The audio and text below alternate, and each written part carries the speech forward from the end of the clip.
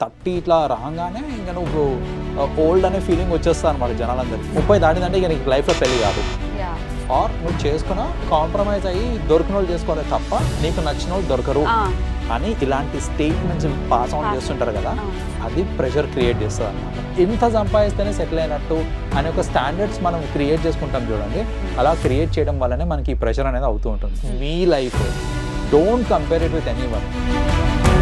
Hi hello నమస్తే, welcome back to our channel. నేను మీ వైషు.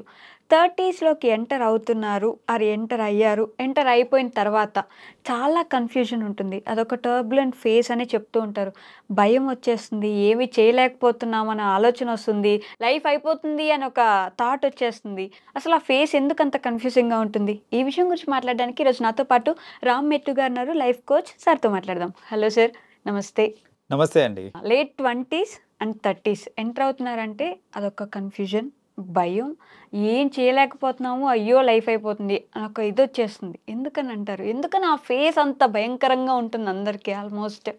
30sలో స్పెషలీ ఎవరైతే ఉన్నారో చాలా చేంజెస్ ఇన్ లైఫ్ అవుతూ ఉంటాయి. అండ్ ఆ నెంబర్కి ఒక ప్రత్యేకత ఉంది. సో దాంట్లో మోస్ట్ ఇంపార్టెంట్ ఏంటిది అని అంటే, పెళ్లి విషయంలో 29.5 వరకు కూడా ఓకే. 30 నెంబర్ రాగానే అరే అంకుల్ వీడు no rejection start. You know profiles ఏంటంటే ఇప్పుడు చూసేటప్పుడు కూడా 30 సంవత్సరాల అని అంటారు, 29 వరకు ఓకే, ఆ ఫీలింగ్ రాదు. రైట్, 30 టచ్ కాగానే ఏంటంటే ఇక ఆ ప్రొఫైల్ని రిజెక్ట్ చేయడం స్టార్ట్ చేస్తూ ఉంటారు అనమాట. లేక 30 years ఓల్డ్ పండు ముదురు టెంక అన్ని స్టార్ట్ చేస్తుంటారు అనమాట వాళ్ళు. సో బేసిక్గా ఏంటంటే ఆ నంబర్ ఇస్ వెరీ స్కేరీ. 30 ఇట్లా రాగానే ఇంకా నువ్వు ఓల్డ్ అనే ఫీలింగ్ వచ్చేస్తా అనమాట జనాలందరికీ. అది అబ్బాయిలు కానివ్వండి అమ్మాయిలు కానివ్వండి, సేమ్ స్టేషన్. సో అక్కడ ఏమవుతుంది అని అంటే, సమ్మన్ ఈ 30 years అప్రోచ్ అవుతున్నారు బట్ ఇంకా పెళ్లి కాలేదనుకో, వాళ్ళకు ఒక సోషల్ ఒక మెంటల్ ప్రెషర్ క్రియేట్ అవుతూ ఉంటుంది అనమాట ఫ్రమ్ ది సొసైటీ. సో అందరూ ఏంది అంటే ఇక నీకు 30 సంవత్సరాలు వచ్చినా ఇంకా పెళ్లి కాలేదా, ఇక క్వశ్చనింగ్ స్టార్ట్ అవుతూ ఉంటుంది. నీకు 30 చాలా మంది ఇంకొక రాంగ్ నోషన్ ఏం పెడతారంటే, నీకు పెళ్ళి అయితే 30 లోపే అవుతుంది, 30 దాటిందంటే ఇక నీకు లైఫ్లో పెళ్లి కాదు. ఆర్ నువ్వు చేసుకున్నా కాంప్రమైజ్ అయ్యి దొరికిన వాళ్ళు చేసుకోవాలి తప్ప నీకు నచ్చిన వాళ్ళు దొరకరు అని ఇలాంటి స్టేట్మెంట్స్ పాస్ ఆన్ చేస్తుంటారు కదా, అది ప్రెషర్ క్రియేట్ చేస్తుంది అనమాట. So that is primary thing. ఏంటంటే ఆ 30sలో ఉన్న వాళ్ళకి ఈ మ్యారేజ్కి సంబంధించి ప్రెషర్ ఒకటి వస్తుంటుంది. ఎక్కువ సమాజమే భయపడుతుంది. సమాజమే భయపడుతుంటుంది ఆబ్వియస్లీ.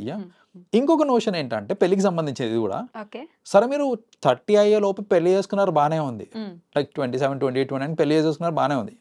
ఇప్పుడు ఇంకొక ప్రెషర్ ఏం పెడతారంటే, 30 లోపు నువ్వు పిల్లల్ని కానీ లేదనుకో నీ తర్వాత పిల్లలు పుట్టారు, or it is too tough. ఈ ప్రెషర్ కూడా స్టార్ట్ అవుతుంది అనమాట. ఏందనంటే నువ్వు 30 లోపు పిల్లల్ని కానేయాలనేసి. అంటే బేసిక్గా 30 లోపు నువ్వు పెళ్లి చేసేసుకోవాలి, పిల్లలు కూడా కానేసేయాలి. సెటిల్ అవ్వాలంటే దానికంటే ముందే కావాలండి. సెటిల్ కూడా అవ్వలేదు అనుకోండి, అప్పుడు కూడా ప్రాబ్లం ఏంటంటే 30 దాటుతుందనంటే ప్రెషర్ ఫ్రమ్ ఇది కూడా వస్తుంది అనమాట. ఏంటంటే 30 ఏళ్ళు వచ్చినా నువ్వు ఇంకా సెటిల్ కాలేదా, ఇంకా ఆలోచిస్తున్నావు, ఇట్లాంటి అన్ని ప్రెషర్ క్రియేట్ అవుతూ ఉంటుంది అనమాట. సో ఆ 30కి వచ్చేసరికి ఏంటంటే ఈ కెరియర్ ప్రెషర్ కూడా ఒకటి బాగా బిల్డప్ అయిపోతుంది. నీకు ఇంకా క్లారిటీ లేదా లైఫ్లో నువ్వు ఏం చేయాలి ఏంటి అనేసి. సో అది ఒకటి ప్రాబ్లం ఉంటుంది. అండ్ మేజర్ ప్రాబ్లం ఎక్కడొస్తుంది అంటే 30sలో మనకి మన ప్రయారిటీస్, మన లైఫ్ స్టైల్ ఇవన్నీ డ్రాస్టిక్గా చేంజ్ అయిపోతాయి అనమాట. ఏమవుతుంది స్పెసిఫికలీ అని అంటే, ఫస్ట్ ఆఫ్ ఆల్ మన చుట్టూ ఫ్రెండ్స్, మనం ఫ్రెండ్స్ తోటి సరదాగా బయటకు వెళ్ళడము, ఇదంతా 27, 28, 29 వరకు నడుస్తుంటుంది. నీ నీ నీ స్కెడ్యూల్ ఏంటిది అని అంటే, వీక్ డేస్ మొత్తం వర్క్ చేస్తాం, వీకెండ్స్ ఫ్రెండ్స్తో చిల్ అవుతున్నాను నేను. సడన్గా ఫ్రెండ్స్ అందరికి పెళ్ళి అయిపోయి వెళ్ళిపోతా ఉన్నారు. ఐ మీన్ అందరూ ఇక దూరం వెళ్ళిపోతుంది, బికాజ్ వాళ్ళ లైఫ్ వాళ్ళు లీడ్ చేసుకోవాలి. సో ఇప్పుడు ఏమవుతుంది అని అంటే, నాకు పెళ్ళైనా లేకపోతే కాకుండా నా చుట్టూ నా ఫ్రెండ్స్ అందరూ దూరమై వెళ్ళిపోతా ఉన్నారు, ఎవరి ప్రయారిటీస్ వాళ్ళు చూసుకుంటున్నారు, నేను మిగిలిపోతున్నాను ఇక్కడ అనేసరికి ఏంటంటే మనకు కూడా అదొక ప్రెషర్ క్రియేట్ అయిపోతూ ఉంటుంది అనమాట. బికాస్ ప్రయారిటీస్ చేంజ్ అయిపోయినాయి అప్పుడు. సో ప్రయారిటీస్ కూడా 30sలోనే చేంజ్ అవుతుంది. సో సడన్గా ప్రయారిటీస్ చేంజ్ అయ్యేసరికి అది అర్థం కాదనమాట ఏమవుతుంది లైఫ్లో అనేసి. సో అది కూడా ప్రెషర్ క్రియేట్ చేస్తుంది. అండ్ కెరియర్ ప్రెషర్ ఏంటంటే ఈ కంపారిజన్ ఒకటి. జనరల్గా కెరియర్ స్టార్టింగ్లో ఎవరికి కూడా అరే నీ శాలరీ ఎంత, నువ్వు ఎంత సంపాదిస్తున్నావు, నోబడీ కేర్స్. నువ్వు 30sలోకి వచ్చేసరికి ఆ ఫేజ్లోకి ఎంటర్ అవుతాం అనమాట. ఏంటంటే కంపారిజన్ స్టార్ట్ అవుతుంది. Yes. 30 సంవత్సరాలు అంటే నీకు ఇంత ఎక్స్పీరియన్స్ ఉంది కదా, 7 years ఆఫ్ ఎక్స్పీరియన్స్ ఎంతో ఒక ఉంటుంది మనకి. ఈ 7 years ఎక్స్పీరియన్స్ వచ్చేసరికి ఇప్పుడు అందరి టార్గెట్ ఏంటంటే నీ కాంపన్సేషన్ ఎంత, నువ్వు ఎంత సంపాదిస్తున్నావు.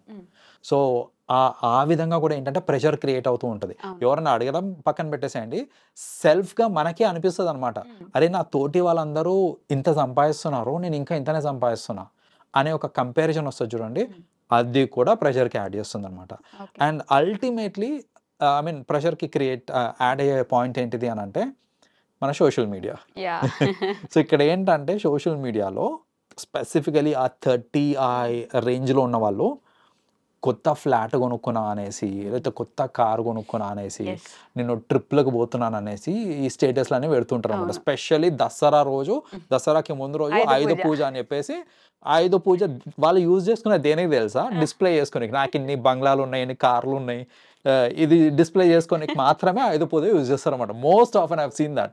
ఏంటనంటే మీరు ఇన్స్టా ఓపెన్ చేయండి, దసరా ఆయుధ పూజ రోజు అన్నీ అవే నడుస్తుంటాయి. ఏంటనంటే ఇగో ఇది నాకు ఇన్ని కార్లు ఉన్నాయి, లేకపోతే నాకు ఈ కార్ ఉంది, నాకు ఈ బైక్ ఉంది అని చూపించుకోవడమే సరిపోతుంది. దానివల్ల ఏంటంటే మెంటల్ ప్రెషర్ క్రియేట్ అవుతుంటుంది అనమాట మనకి. అరే 30s same age group basically friends అందరూ, వాడు అప్పుడే ఈ కార్ కొనేసాను, నేను ఇంకా ఈ కారే నడుపుతున్నా, లేకపోతే నేను ఇంకా కారే కొనలే అసలు, వాడు నేను ఇంకా రెంటెడ్ హౌస్లో ఉంటున్నా, వాడేమో మొన్ననే గృహప్రవేశం చేసుకున్నాడు, దాన్ని వీడియో పెట్టినాడు వాడు. సో ఇట్లాంటివన్నీ ఏంటంటే ఆ ప్రెషర్ క్రియేట్ చేస్తూ ఉంటుంది అనమాట. ఇదంతా జనరల్గా ఎప్పుడవుతుంది అని అంటే ఆ ఎర్లీ 30s ఉంటుంది చూడండి, అక్కడ అవుతుంది అనమాట. ఇది అయ్యేసరికి ఏంటంటే ఈ టర్బులెన్స్ అదంతా లైఫ్లో టర్బులెన్స్ అనేది అవుతుంది. అండ్ చాలా మంది ఈ ప్రెషర్ని మేనేజ్ చేసుకోవడం రాక డిప్రెషన్కి లోన్ అయ్యి, లేదంటే సర్టెన్ టైమ్స్ ఏంటంటే ఇంకా వాళ్ళు నేను వేస్ట్ వాళ్ళు ఫిక్స్ అయిపోతుంటారు, నేను వేస్ట్, నేను లైఫ్లో దేనికి పనికిరానని వాళ్ళు ఫిక్స్ అయిపోతూ ఉంటారు.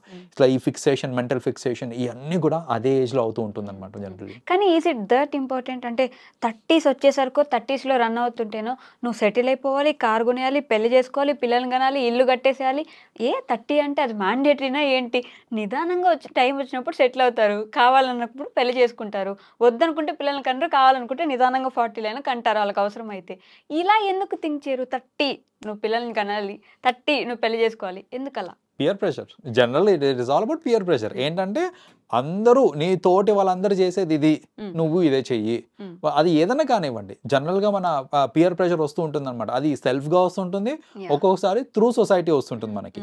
సో అలా ప్రెషర్ వచ్చినప్పుడు ఏంటంటే మనకు అది ఉంటుంది అనమాట. ఏంటంటే ఈ మార్క్, ఈ ఏజ్ లోపు నేను ఇది చేసేయాలి, ఈ ఏజ్ లోపు ఇది చేసేయాలి అని ఆ ఫిక్సేషన్స్ పెట్టుకుంటా ఉంటారు. అసలు దాని వల్లనే మాక్సిమం అనేది ప్రెషర్ అనేది అక్కడే క్రియేట్ అవుతూ ఉంటుంది అనమాట. మీరు ఆ ఫిక్సేషన్ పెట్టుకోవద్దు. అండ్ ఇంకోటి ఏంటంటే చాలా మంది ఇప్పుడు మీరు ఇందాక అన్నట్టు ఈ టైంలోపు సెటిల్ అయిపోవాలి అని అంటారు కదా, అసలు సెటిల్ అవ్వడానికి డెఫినేషన్ ఎవరండి పెట్టింది? What is the meaning of settlement? So అది ఇండివిజువల్లీ డిఫర్ అవుతూ ఉంటుంది. కొందరికి ఏంటంటే నేను ఈ టైం కల్లా నేను ఒక ఇల్లు కొనుక్కుంటే నాకు అది సెటిల్మెంట్. కొందరికి ఏంటి, నాకు ఒక ఇల్లు కాదు, నాకు 3 ఇల్లులు ఉంటే సెటిల్మెంట్. కొందరికి నాకు ఒక కారు ఉంటే సెటిల్మెంట్. కొందరికి ఏంటంటే నేను హ్యాపీగా ఉంటే చాలు, నాకు అది సెటిల్మెంట్, డబ్బులతో సంబంధం లేదు, నాకు ఏ ప్రెషర్ లేకుండా హ్యాపీగా ఉంటే అది సెటిల్మెంట్. నిజంగా చెప్తున్నాను, ఈ కార్లు బంగ్లా లేని వాళ్ళు అంతకంటే హ్యాపీగా ఎవరు ఉండరు. That is the best settlement చెప్పాలంటే. సో సెటిల్మెంట్ కి డెఫినేషన్ మారుతూ ఉంటుంది.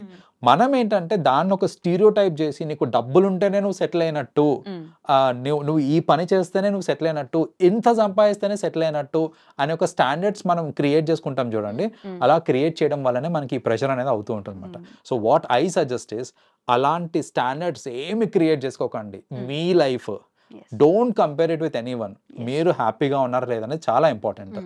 మీరు మీ తోటి వాళ్ళు, మీ ఫ్రెండ్స్ కానివ్వండి, మీ ఫ్యామిలీ మెంబర్స్ కానివ్వండి, వీళ్ళు మీకు తినడానికి తిండుంది, ఉండడానికి ఇల్లుంది, right, you have a shelter. అది రెంటెడా పక్కన పెట్టేసేయండి. మీరు ఒక ఇల్లు ఉంది అండ్ మాట్లాడటానికి నలుగురు మీ చుట్టూ ఉన్నారు, టు షేర్ యువర్ ఫీలింగ్స్ కానివ్వండి.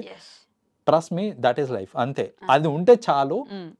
అనవసరంగా మనము ఎక్కువ వాటికి పోయి ప్రెషర్కి గురయ్యి సెల్ఫ్ డౌటింగ్ అవన్నీ క్రియేట్ చేసుకోకండి. Go with your own face. చిన్న చిన్నగా మనం ఏం చేస్తున్నా నేను కొన్ని వీడియోస్లో చూస్తా, వాళ్ళ వైఫ్కి తలనొప్పి వస్తుంది, సౌండ్ ఉంటుంది, చాలా మంది ఉంటారు అక్కడ, కానీ వాళ్ళ హస్బెండ్ అది గమనించి రిమోట్ తీసుకొని టీవీ సౌండ్ తగ్గిస్తాడనమాట. ఆవిడ చెప్పనవసరం లేదు, కానీ గుర్తిస్తాడు. ఆవిడ she feels happy for that. అలా మనకి ఏం నచ్చుతుంది, మనం ఏం చేస్తే బాగుంటుంది అని ప్రతిరోజు గుర్తిస్తూ, వైఫే కాదు హస్బెండ్కైనా సరే అలా గుర్తించుకుంటూ ఇద్దరికిద్దరు ఎఫర్మేషన్ ఇస్తే బాగుంటుందా? ఈ 2 సంవత్సరాలకు ఒకసారో 3 సంవత్సరాలకు ఒకసారో పెద్ద సర్ప్రైజ్ ఏదైనా ప్లాన్ చేస్తే అది వర్కౌట్ అవుతుందంటారా? Definitely on a daily basis చిన్న చిన్న సర్ప్రైజెస్ అయితే ఇస్తూ ఉంటాం చూడండి, అవి చాలా వాల్యుబుల్. చెప్పాలంటే మీరు ఇచ్చే అతిపెద్ద సర్ప్రైజ్ కంటే కూడా ఈ డైలీ బేసిస్ మీద ఇచ్చే చిన్న చిన్న సర్ప్రైజెస్ చాలా ఎఫెక్టివ్ అండ్ చాలా వాల్యుబుల్ కూడా ఇన్ ఎ రిలేషన్షిప్.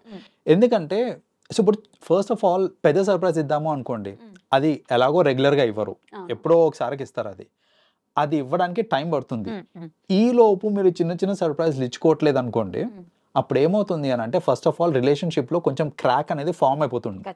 సో ఆ క్రాక్ ఫామ్ అయిన తర్వాత మీరు ఎంత పెద్ద సర్ప్రైజ్ ఇచ్చినా దాని ఎఫెక్టివ్నెస్ ఉండదు. సో అలా క్రాక్ రాకుండా ఉండాలి అని అంటే ఖచ్చితంగా ఆన్ అ డైలీ బేసిస్ చిన్న చిన్న సర్ప్రైజెస్ చాలా ఇంపార్టెంట్ అనమాట. సో దాట్ చాలా మంది ఏంటంటే సర్ప్రైజ్ అనేసరికి మెన్ టు ఉమెన్ అనుకుంటారే, కానీ విమెన్ టు మెన్ అవసరం లేదు అని అనుకుంటారు, బట్ రెండు అవసరం. సో బేసిక్గా ఏంటంటే ఒక సర్ప్రైజ్, ఒక you know in a relationship husband wife కి ఎన్నిసార్లు అయితే చిన్న చిన్న సర్ప్రైజెస్ ఇస్తారో అన్నిసార్లు వైఫ్ కూడా హస్బెండ్ కి ఇవ్వాలి. సో సర్ప్రైజెస్ అని అంటే చాలా మంది ఏమనుకుంటారంటే అది డబ్బులతో కూడింది కదా అని అనుకుంటారు, కానీ సర్ప్రైజ్ అనేది మానిటరీ టర్మ్స్ లోనే అవసరం లేదు. మెనీ సర్ప్రైజెస్ ఉండొచ్చు అనమాట, చిన్న చిన్న సర్ప్రైజెస్. ఫర్ ఎగ్జాంపుల్ ఇప్పుడు అన్ప్లాన్డ్ డిన్నర్ అవ్వచ్చు, చిన్న చిన్న dinners, like unplanned dinner. Sudden గా నువ్వు తొందరగా నీకు నాకు వర్క్ ఉంది అని చెప్పేసి, అంటే డిన్నర్ అని చెప్పకుండా ఇంటికి రాగానే let's go for a dinner today అని చెప్పారు, that's a surprise. You know complimenting certain things కూడా ఇన్ఫాక్ట్ చెప్పాలంటే it's a surprise, because generally complimenting రాదు, suddenly you're complimenting, that's a surprise to the other person. So అలా ఏంటంటే చిన్న చిన్న surprises చాలా important on a daily basis అనమాట. చేసినప్పుడు ఏమవుతుంది అని అంటే ఆ రిలేషన్షిప్ స్ట్రాంగ్ అవుతుంది. అండ్ ఇన్ అ వే మనం ఏం కన్వే చేస్తున్నాం అని అంటే you are valuable to me, and మీరు ఇన్ అ వే చెప్పాలంటే లవ్ ని కన్వే చేస్తున్నారు అక్కడ మీరు మీ పార్ట్నర్ పట్ల. సో ఆ లవ్ కన్వే చేయడం on a regular basis is important. ఒక్కటేసారి పెద్ద సర్ప్రైజ్ ఇస్తాను అంటే అది వర్కౌట్ కాదు. అయితే ఈ టోటల్ సినారియోలో ఒక మిస్టేక్ జరుగుతుంటుందండి, I will talk about that. ఏంటంటే వన్ ఆఫ్ ది పార్ట్నర్స్, నేను నా పార్ట్నర్ని సర్ప్రైజ్ చేయాలి అని ఫుల్ ఎంతూజియాజంతో ఏదో చేస్తారు, సర్ప్రైజ్ ఇస్తున్నారు అని ఎంతో కొంత గ్రహించేస్తారు ది అదర్ పర్సన్. గ్రహించి వాళ్ళు ఏదో ఎక్స్పెక్ట్ చేస్తారు, ఇది చేస్తున్నాడేమో, ఇట్లా చేస్తున్నాడు. సపోజ్ అమ్మాయి సరే నాకు ఏమైనా గోల్డ్ కొనిస్తాడేమో ఇవ్వాలి అనేసి షీ ఎక్స్పెక్టెడ్ సంథింగ్, కానీ అల్టిమేట్లీ అది గోల్డ్ కాదు, ఒక రెస్టారెంట్కి వెళ్ళి మేము డిన్నర్ చేస్తున్నామని అర్థమైంది. అర్థమైనప్పుడు ఏమవుతుంది అంటే డిసప్పాయింట్మెంట్ చూపించేస్తారు. అది మీరు పెట్టుకున్న ఊహాగానం, ఏంటంటే గోల్డ్ కొంటాడేమో అనేసి, ఆయన చెప్పలేదు మీకు, రైట్? సో అలా ఎక్స్పెక్టేషన్ పెట్టుకున్న తర్వాత సర్ప్రైజ్ వచ్చినప్పుడు అది ఎక్స్పెక్ట్ చేసిన దానికంటే తక్కువ వాల్యూ అయినప్పుడు ఏంటంటే ఖచ్చితంగా డిసప్పాయింట్మెంట్ వస్తుంది. కానీ ఆ డిసప్పాయింట్మెంట్ చూపించుకోకూడదు. ఇదా నేను ఇంకేమో అనుకున్నానులే అని అన్నారు అనుకోండి, ఖచ్చితంగా అంటారు. ఇల్లు కొందరు ఏంటంటే స్లిప్ ఆఫ్ టంగ్, అబ్బా ఇదా నేను ఇంకేదో అనుకున్నా అన్నారు అనుకోండి, నెక్స్ట్ టైం సర్ప్రైజ్ చేయాలనే మూడు ఉత్సాహం అన్ని పోతాయి, సర్వనాశనం అయిపోతాయి. ఆఫీస్ నుంచి అర్జెంట్ గా పిలిచి డిన్నర్ కి మన రెస్టారెంట్ కి వెళ్దాం అంటే నాకు ఇంత వర్క్ ఉంది ఆఫీస్ లో, ఇప్పుడు రెస్టారెంట్ కి వెళ్ళడానికి నన్ను పిలుస్తావా అన్నాడు అనుకోండి, పాపం ఆవిడ కూడా ఫీల్ అయిపోతుంది కదా. మేనేజ్ చేయడం ఏంటంటే ఇప్పుడు నీకు అర్జెంట్ వర్క్ ఉంటే వద్దు, అర్జెంట్ ఏం లేదు అని అంటే రా, చెప్పే తీరు కూడా. అంటే it's not like we have to be intelligent enough, we have to gauge. ఏంటంటే ఈ రోజు ఆఫీస్ లో వర్క్ ఉందా ఫస్ట్ అడిగి, అట్లేం లేదు అంటే మరి అయితే తొందరగా రా, నీకు మనం ఒక దగ్గరికి వెళ్ళాలి అంటే what ever it is. So అలా ముందే కనుక్కొని అర్జెన్సీ ఏం లేదు అన్నప్పుడు పిలవాలి. లేదు చాలా అర్జెంట్ వర్క్ ఉంది అంటే లేదు నాకు సర్ప్రైజ్ చేయడమే ఇంపార్టెంట్, అప్పుడు సర్ప్రైజ్ చేస్తారంటే తిట్లు పడతాయి. సో డిసప్పాయింట్మెంట్ అనేది మనం ఎక్స్పెక్ట్ చేసినప్పుడు ఆటోమేటిక్గా డిసప్పాయింట్ అవుతాం, కానీ అది చూపించకుండా ఉండడం చాలా కష్టం కదా. ఆ నిమిషానికి వెంటనే వచ్చేస్తుంది. పాపం ఎదుటి వ్యక్తి ఎంతో ప్లాన్ చేసి ఉండొచ్చు ఆ డిన్నర్ కోసం కూడా, కానీ ఆ డిసప్పాయింట్మెంట్ చూపించకుండా ఎలా ఉండాలి మనం? చూపించకుండా ఉండాలంటే ఫస్ట్ ఆఫ్ ఆల్ డిసప్పాయింట్మెంట్ రాకుండా ఉండాలండి. అది రాకుండా ఉండాలి అని అంటే ఎక్స్పెక్టేషన్స్ పెట్టుకోకండి. మీరు ఒక రిలేషన్షిప్లో ఉన్నారు అని అంటే మీరు ఎక్స్పెక్టేషన్స్ ఎంత ఎక్కువ పెట్టుకుంటారో అంత డిసప్పాయింట్మెంట్ మీకు వస్తుంది. అలా కాకుండా గో విత్ ద ఫ్లో. మీరు ఎక్స్పెక్టేషన్స్ పెట్టుకోకండి. ఆ చిన్న చిన్న సర్ప్రైజెస్ కూడా ఏంటంటే ఇట్ విల్ క్రియేట్ ఎక్సైట్మెంట్ అనమాట.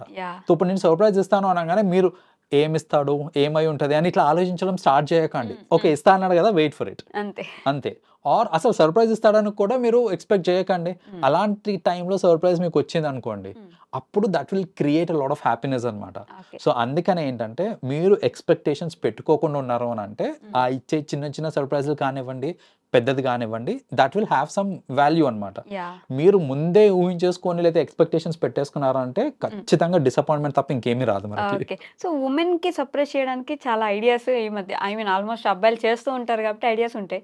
మెన్ ని ఎలా సర్ప్రైజ్ చేయగలం, వాళ్ళు హ్యాపీగా ఫీల్ అయ్యేలాగా, వాళ్ళకి తెలియకుండా అసలు ఎలా సర్ప్రైజ్ చేయగలరు ఉమెన్? సి మెన్ కి సర్ప్రైజ్ ఎలా చేయాలి అని అంటే you have to read your partner అండి. యాక్చువల్గా ఏంటంటే వాళ్ళకి ఏమి ఇష్టం అనేది you have to understand. So వాళ్ళకి ఇష్టమైన దాంట్లోనే ఏముంది చూసుకొని, ఫర్ ఎగ్జాంపుల్ ఇప్పుడు కొందరు ఉంటారు వాళ్ళకి ఏంటంటే ప్లే స్టేషన్ గేమ్స్ ఆడడం ఇష్టము. సో గేమ్స్ ఆడడం ఇష్టం కదా, సో దానికి సంబంధించి ఏదన్నా ఇవ్వటము. లేదా ఇప్పుడు సర్టన్ టైమ్స్ ఏంటంటే కొందరికి నేను చూస్తుంటా రిలేషన్షిప్స్లో, స్పెషలీ మ్యారీడ్ కపుల్లో అబ్బాయిలకి బైక్స్ మీద కొంచెం ఇంట్రెస్ట్ ఎక్కువ ఉంటుంది. కానీ వాళ్ళు కొనుక్కున్న బైక్ ఏదైతే ఉందో అది కాంప్రమైజ్ అయ్యి కొనుక్కున్న బైక్ ఉంటుంది జనరల్లీ. ఎందుకంటే అంత పెట్టి ఎందుకులే అనేసి. ఇప్పుడు వైఫ్ వర్కింగే కావచ్చు, లేదా కొంచెం కొంచెం అమౌంట్ సేవ్ చేసుకొని అలాంటి బైక్, అతను నచ్చిన బైక్ ఒకటి కొనియటము. సో ఇట్స్ జస్ట్ అంటే బైకే కాదు, సర్టన్ పీపుల్కి ఏంటంటే కొందరికి వాచెస్ అంటే ఇష్టం ఉంటుంది. అలా ఏం ఇష్టమో చూసి దానికి తగ్గట్టు కొనిస్తే అయిపోతుంది.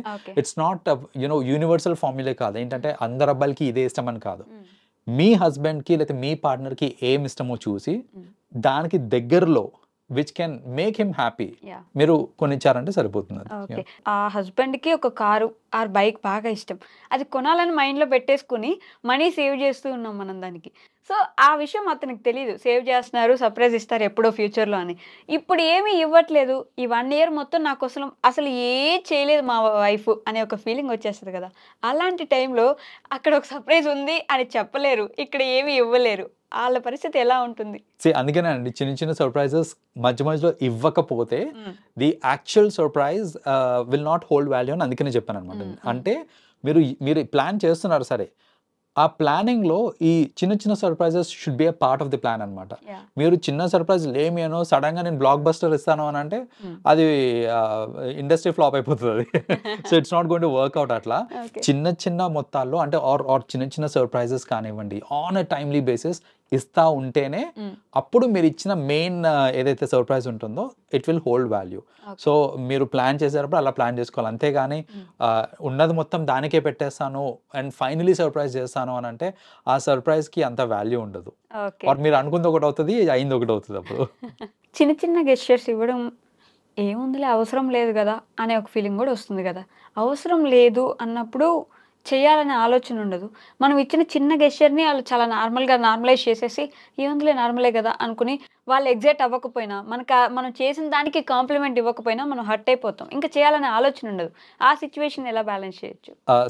అది చాలా ఇంపార్టెంట్ అండి. ఏంటంటే ఇప్పుడు ఒక పార్ట్నర్ రిలేషన్షిప్లో ఒక పార్ట్నర్ మనకి సర్ప్రైజ్ ఇచ్చారు అని అన్నప్పుడు నేను చెప్పినట్టు ఆ సర్ప్రైజ్ మీకు నచ్చినా నచ్చకపోయినా చిన్నది పెద్దది సంబంధం లేకుండా ప్రాపర్గా ఎక్నాలెడ్జ్ చేయడం చాలా ఇంపార్టెంట్. మీరు ఎక్నాలెడ్జ్ చేయలేదు అని అంటే వాళ్ళు డిసప్పాయింట్ అయిపోతారు అండ్ ఫ్యూచర్లో ఖచ్చితంగా you will miss all the surprises. ఎందుకనంటే వాళ్ళకి ఇంకా మనసు ఇరిగిపోతుంది, అరే వేస్ట్ వీనికి ఎన్ని ఇచ్చినా కూడా అంతే. కొందరు ఏంటంటే ఈ కేసులో జనరల్గా అయ్యేది ఏంటంటే మనీతో ముడిపెట్టేస్తారు. ఏంటంటే సపోజ్ ఒక సర్ప్రైజ్ చేద్దాము అనేసి వైఫ్ ఏమో ఒక షర్ట్ ఏదో ప్రజెంట్ చేస్తుంది, వాచ్ షర్ట్ ఏదో ఇచ్చిన తర్వాత ఇది బాగుంది అని ఒక ఫస్ట్ మంచి జెస్చర్ ఇవ్వకుండా చూడంగానే ఎంత ఎంత అని అడుగుతారు చూడండి. దట్ ఈస్ వెరీ డిసప్పాయింటింగ్ అండి. అది ఎంత నీకు అనవసరం, కొనేసింది అది కాస్ట్లీయా చీప్ అని సంబంధం లేదు. అది సర్ప్రైజ్ అయ్యి దానికి కరెక్ట్ రెస్పాన్స్ ఇవ్వడం అనేది ది అదర్ పార్ట్నర్స్ రెస్పాన్సిబిలిటీ. అది అలా కాకుండా చాలా మంది చేసే మిస్టేక్ ఏంటంటే ఫస్ట్ ఇట్లా సర్ప్రైజ్ ఇవ్వగానే థ్యాంక్ యూ అని చెప్పిన తర్వాత ఎంత ఇది అనేసి అడుగుతారు. ఎంత ఇది అని అడిగిన తర్వాత అది కాస్ట్లీ అనుకోండి, అవసరమా ఇప్పుడు దీనికి ఇంత పెట్టడము అనేసి. చీప్ అనుకోండి, వాళ్ళు ఏమనరు, కానీ ఇంత చీప్ గిఫ్టా అనే ఒక ఫీలింగ్ మనకి ఫేస్లో కనిపించేస్తుంది. సో అసలు ఎంత అనే సంభాషణ ఆ మూమెంట్లో రాకూడదు.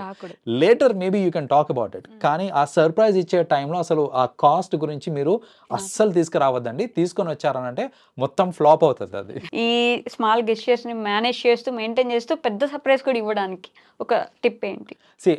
ఈ ప్లానింగ్ అనేది ఇంపార్టెంట్ అండి. అంటే సర్ప్రైజ్ అనేది మీరు you'll have some dates, special dates ఉంటాయి మధ్యలో, యానివర్సరీస్ వస్తాయి, బర్త్డేస్ వస్తాయి, or you know special occasion, Valentine's Day ఇట్లాంటివి ఉంటాయి. సో ఒక క్యాలెండర్లో like what are these days అని చూసుకోండి, ఆ గ్యాప్ ఎంత ఉంది చూసుకోండి, దానికి తగ్గట్టు మీరు ఫినాన్సెస్ మేనేజ్ చేసుకుంటూ, అంటే నాకు ఈ టైంకి బికాజ్ యానివర్సరీ ఇది ఓకే ప్లాన్ చేసి పెట్టేసుకోండి, దీనికి ఇంత అమౌంట్ అవుతుంది.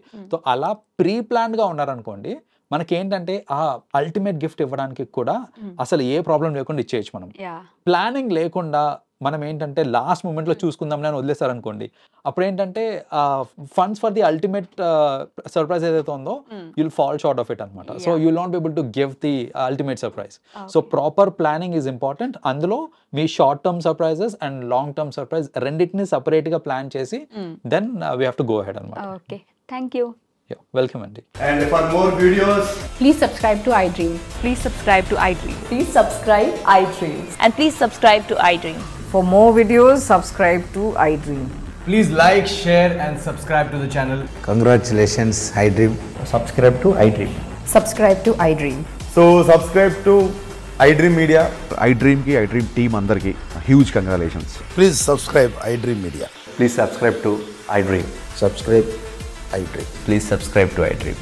iDream అంటే నా కళల ఛానల్ సబ్స్క్రైబ్ చేసుకున్న నోరు తిరుగుతలేదు, మీరైతే గంట గుర్తు కొట్టండి. For more such videos, please subscribe to iDream. Subscribe to iDream. Please subscribe to iDream. Please subscribe iDream Media. Please do subscribe to iDream. Please subscribe to iDream Media. For best entertainment and information, please subscribe iDream. And don't forget to subscribe to iDream.